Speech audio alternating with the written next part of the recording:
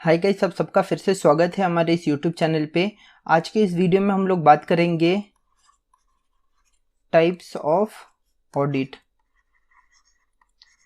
यहाँ पे कितने सारे अलग अलग टाइप के ऑडिट है उसके बारे में हम लोग बात करेंगे। यहाँ पे अगर हम लोग लिस्ट लिखने जाए तो बहुत ही लंबा हो जाएगा, तो मैं आपको लिस्ट 1 बाय 1 लाइन से आपको बताऊंगा, ओके, विथ एक्सप्लेनेशन। तो चलिए हमारे वीडियो की ओर बढ़ते हैं। यहाँ पे देखिए, सबसे पहला ऑडिट है स्टैट्यूटरी ऑडिट।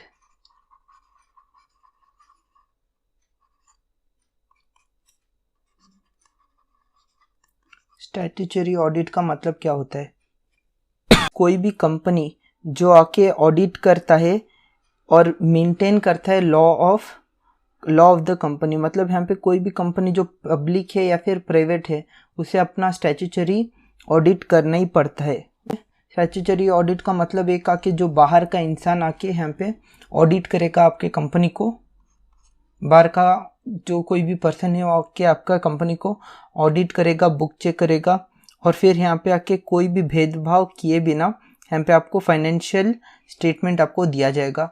और इसके अंदर आपको पता चल जाएगा कि क्या आपके ऑर्गेनाइजेशन में कहीं पे भी फ्रॉड चल रहा है या फिर मिसलीडिंग काम चल रहा है, तो यहाँ पे आपको पता चल जाएगा अगर ये ऑडिट होता है तो स्टैट्यूटरी ऑडिट किन के लिए कंपलसरी है? पब्लिक कंपनी और आके प्राइवेट कंपनी दोनों के लिए आके ये कंपलसरी है, और ये आके गवर्नमेंट से ये ऑर्डर दिया जाता है, ओके, और ये करना ही पड़ता है। तो चलिए यहाँ पे बात करते हैं कि यहाँ पे क्या क्या इसका रूल है, क्यों इसे करना पड़ता है, मतलब क्या क्या फॉलो करना पड़ेगा। तो सबसे पहले यहाँ पे कंपनीज एक्ट आपको पता होगा। कंपनीज एक्ट 2013 के अकॉर्डिंग यहाँ पे कोई भी प्राइवेट लिमिटेड कंपनी आके मेंटेन करना यहाँ पे ज़रूरी है। कोई भी पब्लिक कंपनी, ओके, पब्लिक या फिर प्राइवेट। पब्लिक माने आपको पता होगा कि जैसे कि टाटा कंपनी हो गया, वो एक ये पब्लिक लिस्टेड कंपनी है। टाटा का आपका पता है ना, वो एक आके पब्लिक कंपनी है, मतलब यहाँ पे कोई भी पब्लिक आके शेयर खरीद सकते हैं। पब्लिक कंपनी, प्राइवेट कंपनी, आपको ये सब आके आपके पीयूसी में या फिर 12th क्लास में आपको सिखाया गया होगा क्या होता है पब्लिक और प्राइवेट कंपनी। ये दोनों को आके फॉलो करना ज़रूरी है स्टैट्यूटरी ऑडिट में, कंपनीज एक्ट 2013 के अकॉर्डिंग। और फिर हम पे बात करेंगे कि अगर यहाँ पे LLP है, मतलब यहाँ पे लिमिटेड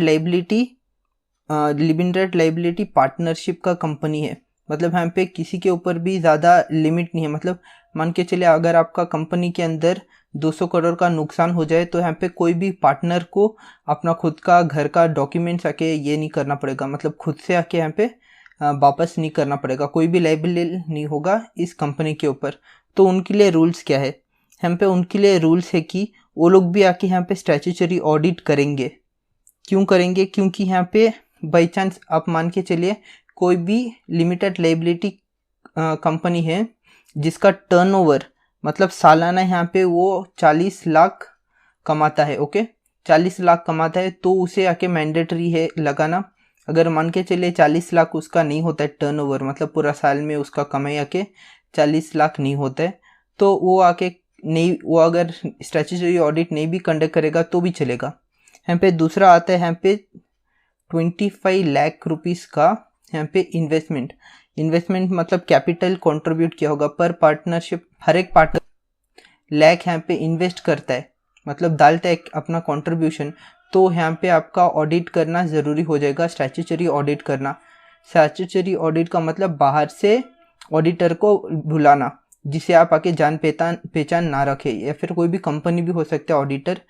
ऑडिटर्स के बारे में हम लोगों ने फर्स्ट ही बात कर लिया है, आप आके प्लेलिस्ट चेक कीजिए, वहाँ पे सारा का सारा ऑडिटर के बारे में हम लोग ये कवर कर रहे हैं, ओके।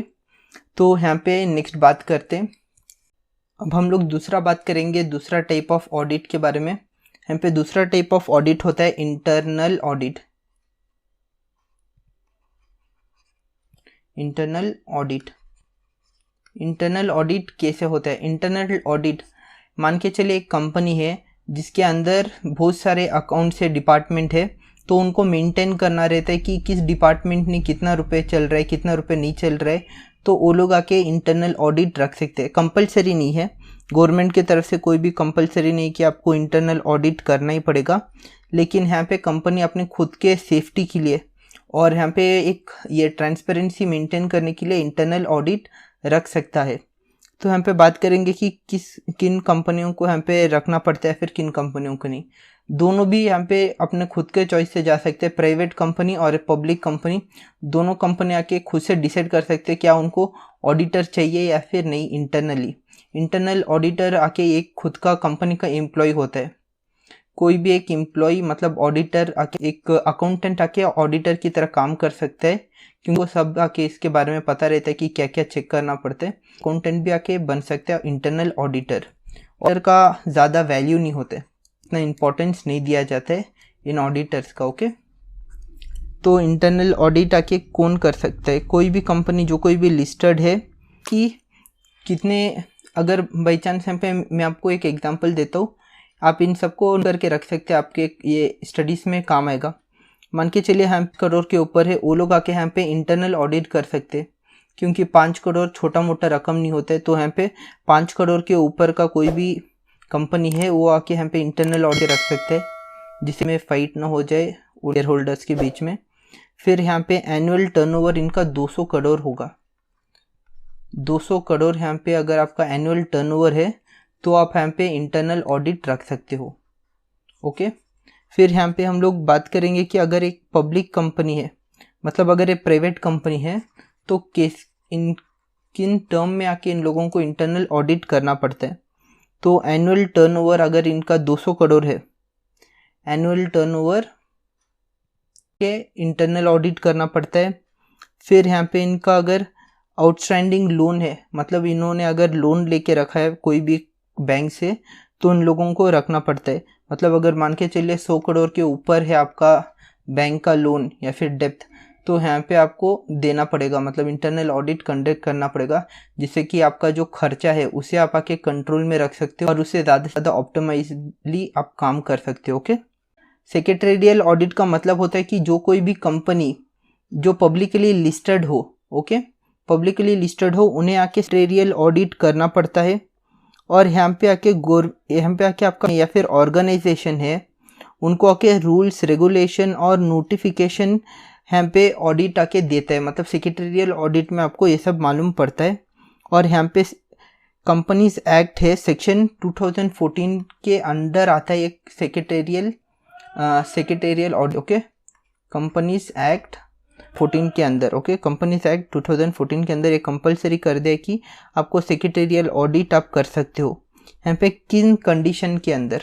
सबसे पहले तो हम लोगों को पता चल गया, अगर कंपनी लिस्टेड हो, पब्लिकली लिस्टेड हो कंपनी, तो यहाँ पे आपको सेक्रेटरियल ऑडिट करना पड़ता है।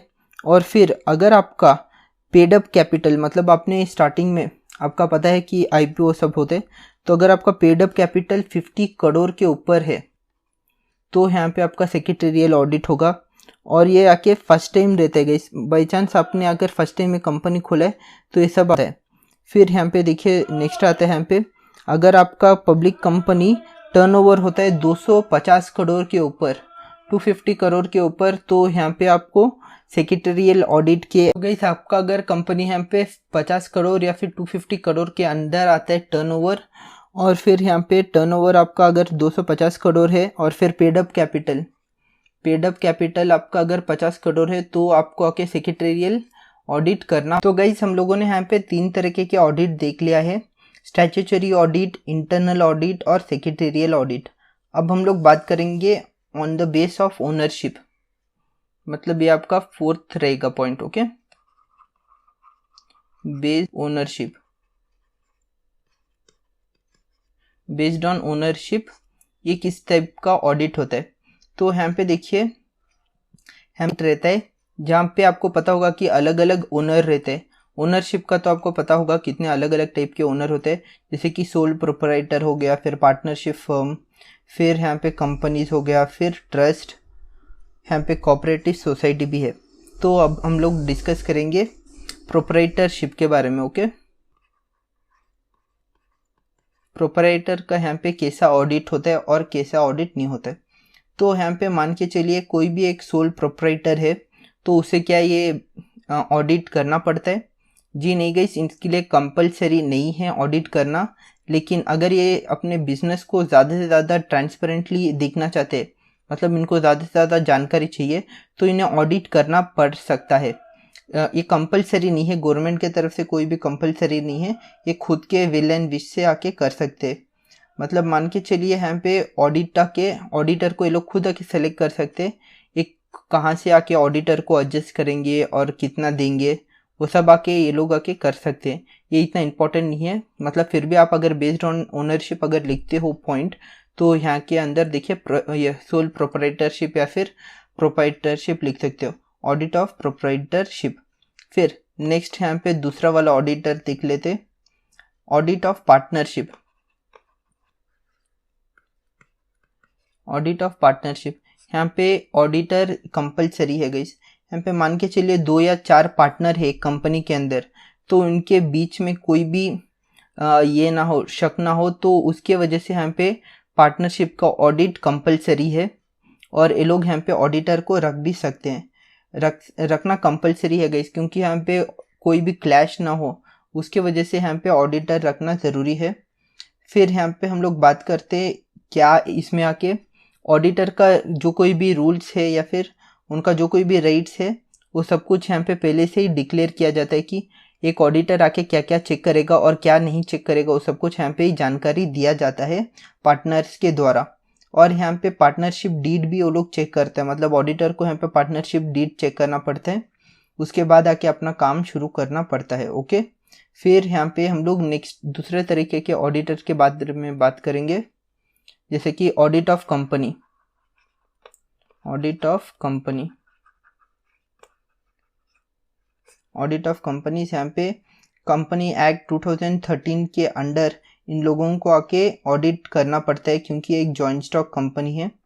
यहाँ पे कंपनीज एक्ट 1913, अगर कोई भी कंपनी फर्स्ट टाइम आके ये मतलब joint stock company first time आके ऑडिट कर, ये मतलब फर्स्ट टाइम ओपन हो रहा है कोई भी जॉइंट स्टॉक कंपनी, तो उन्हें ऑडिट करना ज़रूरी है और मैंडेटरी है गवर्नमेंट के द्वारा और यहाँ पे कंपनीज एक्ट के द्वारा भी।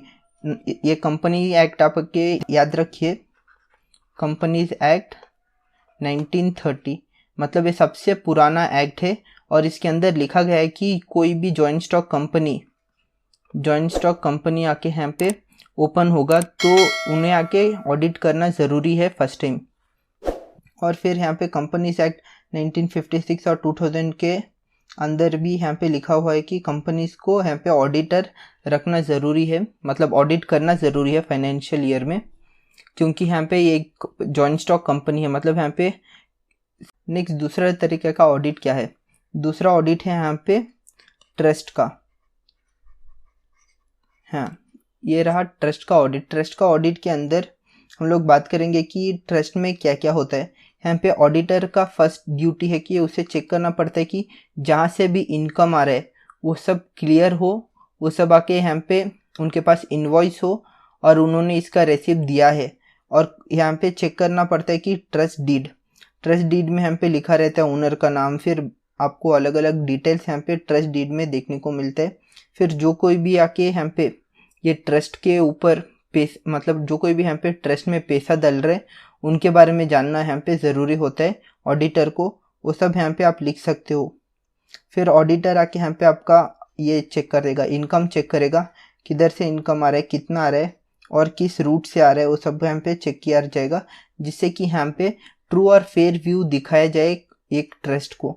मतलब ट्रस्ट में आके आपको ट्रांसपेरेंसी रखना पड़ता है, क्योंकि यहाँ पे गवर्नमेंट भी इन्वॉल्व रहता है और गवर्नमेंट आके यहाँ पे ग्रांट्स देते रहता है एक ट्रस्ट को। तो यहाँ पे ऑडिट रिपोर्ट अगर ट्रस्ट के पास रहेगा तो गवर्नमेंट ग्रांट हासिल करने में आसान रहेगा एक ट्रस्टी को। मतलब ट्रस्ट माने यहाँ पे चैरिटेबल ट्रस्ट हो सकता है, नॉन प्रॉफिटेबल ऑर्गेनाइजेशन हो सकता है, उन सबको गवर्नमेंट यहाँ पे ग्रांट्स देता है। तो यहाँ पे एक ऑडिट रिपोर्ट रखना ज़रूरी होता है उनके लिए और मैंडेटरी भी है गाइस। फिर नेक्स्ट यहाँ पे आते हैं कोऑपरेटिव सोसाइटी। इसके अंदर आते हैं कोऑपरेटिव सोसाइटी एक्ट अंडर 1912, जिसके अंदर जो कोई भी ऑडिटर है उसे आके लॉ भी पता होना चाहिए कोऑपरेटिव सोसाइटी का, जिससे कि वो आके लॉफुली यहाँ पे काम कर सके।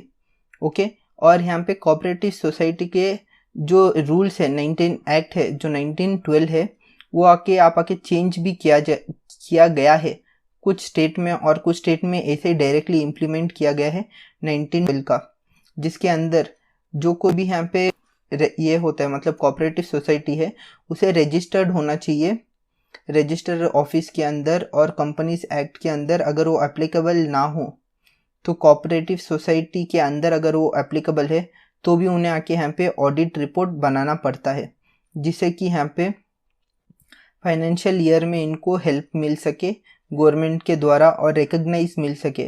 अगर यहाँ पे एक ऑडिट रिपोर्ट रहेगा इनके पास एक ऑथराइज्ड ऑडिटर के पास से, तो जो कोऑपरेटिव सोसाइटी है उन्हें अलग अलग गवर्नमेंट ग्रांट्स भी मिल सकता है, जिससे इनको ही बेनिफिट रहेगा। ओके, तो यहाँ पे कोऑपरेटिव सोसाइटी के बारे में भी हम लोगों ने पढ़ लिया है। यहाँ पे लास्ट आता है यहाँ पे गवर्नमेंट ऑडिट।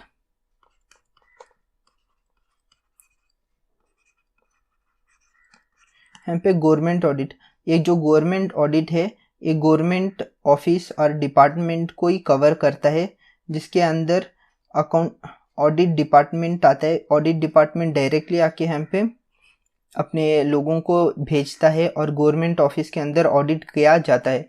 जिसे कि आपको पता होगा कि अलग अलग गवर्नमेंट ऑफिसर्स रहते हैं, बीबीएमपी हो गया, फिर आपका अलग अलग म्यूनसिपालिटी हो गया, उसके अंदर सब आके ऑडिट होता है, लेकिन वो सब ऑडिट आके डायरेक्टली यहाँ पे ऑडिट डिपार्टमेंट के तरफ से भेजा जाता है इनको, जिससे कि इनका जो वर्किंग है मतलब जो कोई भी अलॉटमेंट मिला है या फिर जो कुछ भी ग्रांट्स मिला है वो सब ऑप्टिमाइजली यूज़ होए और कोई भी ब्लैक थिंग ना हो वो ऑडिट वो डिपार्टमेंट के अंदर, उसे चेक करने के लिए यहाँ पे गवर्नमेंट ऑडिट भी किया जाता है। फिर हम लोग आके नेक्स्ट टॉपिक के अंदर आते हैं, जहाँ पे फिर गाइस यहाँ पे हम लोगों ने देख लिया है बेस्ड ऑन ओनरशिप का। अब आके बेस्ड ऑन टाइम देखेंगे। बेस्ड ऑन टाइम जो ऑडिट है उसके बारे में हम लोग देखेंगे। तो बेस्ड ऑन टाइम में आके आपको यहाँ पे इंटरिम, क्योंकि यहाँ पे मैं पॉइंट लिख देता हूँ, इंटरिम ऑडिट, फिर कंटिन्यूस ऑडिट। तो पहले हम लोग इंटरिम ऑडिट के बारे में जान लेते हैं। इंटरिम ऑडिट क्या होता है? इंटरिम ऑडिट मतलब यहाँ पे मान के चलिए एक फाइनेंशियल ईयर है 21-22 और एक फाइनेंशियल ईयर है 22-23, तो इसके बीच में जो टाइम है उसे हम लोग कहते हैं इंटरिम। इंटरिम मतलब इसके मिडल में जो गैप बचा है ना, इसके अंदर जो महीने बचे हैं उसे हम लोग कहेंगे इंटरिम ऑडिट, या कि दो एनुअल ऑडिट के बीच में जो टाइम है उसे के आप इंटरिम ऑडिट कह सकते हो। ये क्यों किया जाता है कि बोर्ड ऑफ डायरेक्टर्स को डिक्लेयर करना पड़ता है इंटरिम डिविडेंड। इंटरिम मतलब साल के बीच का जो डेट है उसके अंदर इनको डिविडेंड भी देना पड़ता है, तो ये इसकी वजह से इंटरिम ऑडिट कंडक्ट किया जाता है।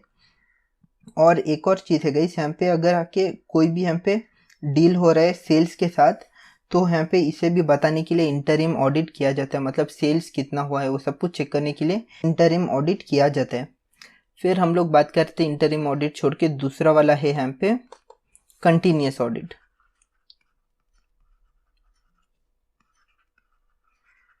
कंटिन्यूस ऑडिट, यहाँ पे नाम समझ के ही आपको पता चल जा रहा होगा कि कंटिन्यूस ऑडिट मतलब एक कंटिन्यूसली होता है, मतलब लगातार ऑडिट किया जाता है। क्यों किया जाता है? क्योंकि यहाँ पे ये अलग अलग कंपनी का सोच हो सकता है कि अगर वो लोग आके ऑडिट आके कंटिन्यूसली करेंगे तो इनको साल के जो एंड होता है मतलब फाइनेंशियल ईयर है उसके अंदर इनको प्रॉब्लम नहीं होगा, या फिर ये मैंडेटरी नहीं है। कैसे सब कुछ आके बेस्ड ऑन कंपनीज के खुद के थॉट के ऊपर ये सब चलता है। ओके, तो कंटिन्यूस ऑडिट के अंदर आपका आ जाता है वीकली ये लोग ऑडिट कंडक्ट कर सकते हैं, या फिर हर दिन ये लोग ऑडिट कर सकते हैं, और फिर यहाँ पे 4 महीने में एक बार ऑडिट कर सकते हैं। वो सब यहाँ पे कंटिन्यूस ऑडिट के अंदर आते हैं। और कंटिन्यूस ऑडिट के अंदर यहाँ पे मैं आपको एडवांटेज और डिसएडवांटेज भी बता देता हूँ।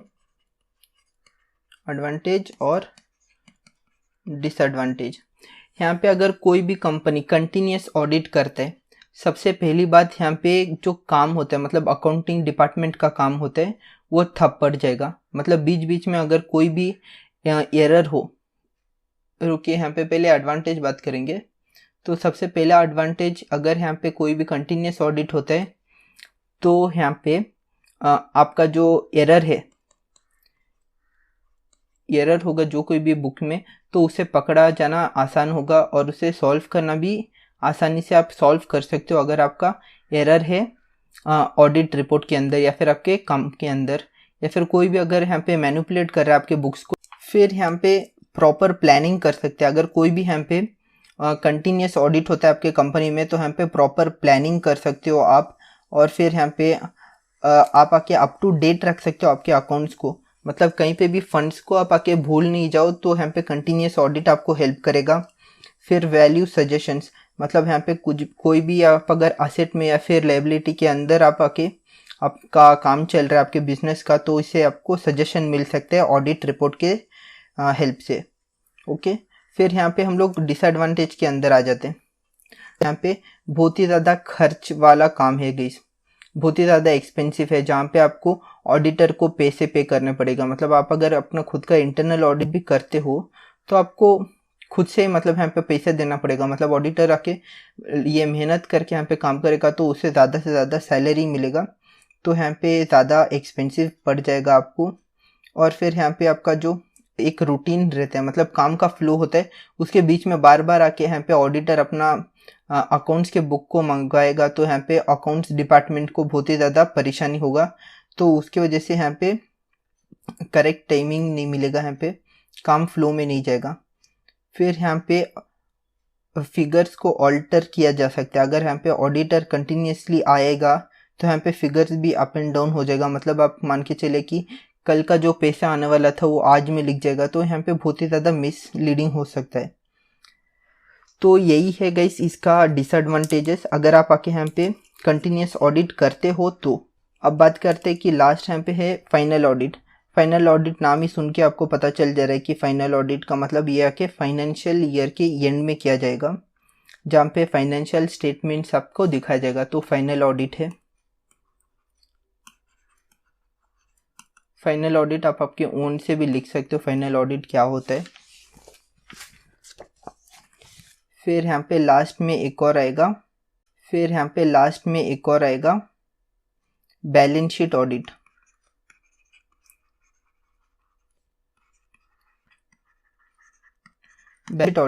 बैलेंस शीट ऑडिट आके किया जाता है आपका वेरिफिकेशन करने के लिए, आपका लायबिलिटीज और असेट को चेक करने के लिए, रिजर्व और सरप्लस को चेक करने के लिए, फिर प्रोविजंस। आपको पता होगा कि आप अगर यहाँ पे फाइनल ईयर बीकॉम में हो तो आपको एडवांस अकाउंटिंग में आपको मिलेगा प्रोविजंस भी अलग अलग सेक्शन में, तो वो प्रोविजंस चेक करने के लिए, प्रॉफिट एंड लॉस चेक करने के लिए, वो सब आपको यहाँ पे बैलेंस शीट के ऑडिट में मिल जाएगा, जिससे कि यहाँ पे वेरिफिकेशन हो गई। आप अगर मान के चलिए एसेट आके 1 लाख रुपए का दिखा रहे हो कहीं पे, तो फिजिकली भी प्रेजेंट होना चाहिए। तो फिजिकली प्रेजेंट चेक करने के लिए यहाँ पे आप आके वेरिफिकेशन कर सकते हो, तो उसी को हम लोग यहाँ पे बैलेंस शीट ऑडिट कह सकते हो। आप यहाँ पे ये भी कर सकते हो। ये सब आके मैंडेटरी नहीं है गवर्नमेंट की तरफ से, लेकिन आप इन सबको कंडक्ट कर सकते हो बेस्ड ऑन टाइम वाला। ये सब कंपनी के ऊपर डिपेंडेंट है कि कंपनी करवाना चाहे। Based on objective, guys based on objective के अंदर आते हैं। बेस्ड ऑन ऑब्जेक्टिव अलग अलग ऑब्जेक्टिव रह सकता है किसी भी कंपनी के लिए, तो यहाँ पे बेस्ड ऑन ऑब्जेक्टिव में आ जाएगा आपका इंटरनल ऑडिट। इंटरनल ऑडिट मतलब कंपनी खुद अपने आप से आके इन ऑडिट को कंडक्ट किया जाता है, जो हम लोगों ने पहले भी डिस्कस किया है। फिर यहाँ पे आता है आपका कॉस्ट ऑडिट। कॉस्ट ऑडिट क्यों किया जाता है? कॉस्ट ऑडिट किया जाता है जिससे कि कंपनी को पता चले कि हर एक डिपार्टमेंट में कितना कॉस्ट लग रहा है इनको और कितना आपके खर्चा हो रहा है, वो सब कुछ यहाँ पे कॉस्ट चेक करने के लिए मेन ये किया जाता है ऑडिट प्लान। फिर यहाँ पे कॉस्ट प्लानिंग मतलब कॉस्ट कितना जाएगा एक यूनिट में या फिर एक प्रोसेस में, वो सब चेक करने के लिए यहाँ पे कॉस्ट ऑडिट किया जाता है। और इससे हेल्प मिलता है कि फ्यूचर प्रिडिक्ट करने में, फ्यूचर में कितना पड़ेगा एक यूनिट को बनाने में, वो सब कुछ यहाँ पे कॉस्ट ऑडिट में आपको पता चलेगा। फिर यहाँ पे दूसरा आता है यहाँ पे सेक्रेटेरियल ऑडिट।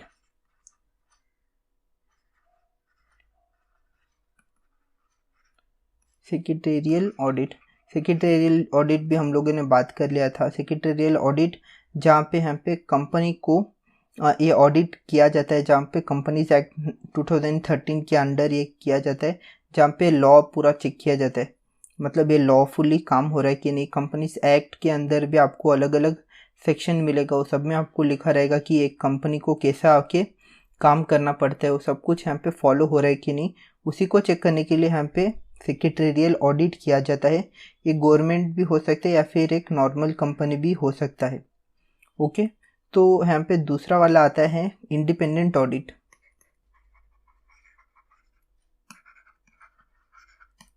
इंडिपेंडेंट ऑडिट क्या होता है? इंडिपेंडेंट ऑडिट मतलब कोई भी क्वालिफाइड चार्टर्ड अकाउंटेंट वो आके ऑडिटर बन सकते हैं। जैसे कि पहले हम लोगों ने बात किया था ऑडिटर के इंट्रोडक्शन में, तो सेम वही जो आके क्वालिफाइड है उसे आके आप यहाँ पे ऑडिटर बना सकते हो, इंडिपेंडेंट ऑडिटर, जो आपका कंपनी का ट्रू और फेयर व्यू दे सके। मतलब बिना किसी के भेदभाव करे या फिर प्रेशर में आके वो कोई भी ऑडिट रिपोर्ट नहीं बनाएगा, वो अपना खुद के मन से ऑडिट रिपोर्ट बनाएगा जो कि यहाँ पे पब्लिक को दिखा जाएगा। अगर आपका कंपनी पब्लिकली लिस्टेड है तो इसी ऑडिट रिपोर्ट को यहाँ पे पब्लिश किया जाएगा। आप लोगों ने देखा होगा प्रॉफिट एंड लॉस स्टेटमेंट, वो सब कुछ यहाँ पे ऑडिटर ही साइन करके देता है, जिसके वजह से यहाँ पे ये आके बहुत ही ज़्यादा इम्पोर्टेंट रहता है। तो एक इंडिपेंडेंट ऑडिट। फिर गई यहाँ पे लास्ट में आता है एक और ऑडिट जो कि है टैक्स ऑडिट। टैक्स ऑडिट मतलब बहुत ही ज़्यादा इम्पोर्टेंट रहेगा, क्योंकि ये 21st सेंचुरी है, तो यहाँ पे टैक्स के ऊपर आपको ज़्यादा से ज़्यादा कॉन्सेंट्रेट किया जाता है। जैसे कि आपको पता है कि आपके असेट और लाइबिलिटीज अगर करेक्ट से अगर हैंडल नहीं किया गया तो यहाँ पे टैक्स में आपको छूट नहीं मिलेगा और टैक्स आपको हैवी पे करना पड़ सकता है या फिर पेनल्टी भी आपको पे करना पड़ता है। तो इसी के लिए टैक्स ऑडिट बहुत ही ज़्यादा आजकल कंपलसरी किया जाता है कंपनी में, जहाँ पे ये लोग आके इनकम टैक्स रिटर्न को चेक किया जाता है और इनकम कितना है और कितना उन लोगों को टैक्स पे करना पड़ता है और कितना उनको टैक्स रिजीम में छूट मिलेगा, वो सब कुछ यहाँ पे टैक्स ऑडिट में आपको दिखाया जाता है। ओके, आप अपना ओन से भी लिख सकते हो टैक्स ऑडिट में क्या होता है। सेम इसी टैक्स के बारे में ही यहाँ पे बात किया जाता है। और आप आके एक पॉइंट और इम्पोर्टेंट लिख सकते हो, क्योंकि ये 21st सेंचुरी में है तो टैक्स ऑडिट कंपलसरी होगा कंपनी में। ओके, यह कि इम्पोर्टेंट नहीं है फिर भी कर सकता है कंपनी, क्योंकि ये 21st सेंचुरी और टैक्स आजकल बहुत ही ज़्यादा इम्पोर्टेंट है। तो इतने ही सारे टाइप्स ऑफ ऑडिट है गाइस, इन सबको आपने नोट किया कर लिया गया होगा आपके द्वारा, तो बहुत ही ज़्यादा हेल्पफुल होगा। और आप अगर इन्हें लिखना चाहते हो एग्ज़ाम में तो आपको आराम से 15 मार्क्स मिल जाएगा इसी पॉइंट के अंदर, और आप आके चाहे तो इसे एक्सप्लेन भी कर सकते हो। सबसे पहले आपको यहाँ पे इनका पॉइंट बना के रखना पड़ेगा। पॉइंट बना के आप आके लिस्ट कर सकते हो कितने तरीके के ये ऑडिट होते हैं, फिर उसके अंदर आप आके इनको एक्सप्लेन कर सकते हो अपने ओन वर्ड्स में, तो आपको आराम से 15 मार्क्स मिल जाएगा। अगर आपका स्पेलिंग मिस्टेक होगा तो 12 मार्क्स तो कहीं पे भी नहीं गया। तो यहाँ पे रेडी हो जाइए एग्ज़ाम के लिए। अगर आपका एग्ज़ाम है तो ऑल द बेस्ट। चलिए नेक्स्ट वीडियो में मिलते हैं। Thank you for watching this video guys, thank you.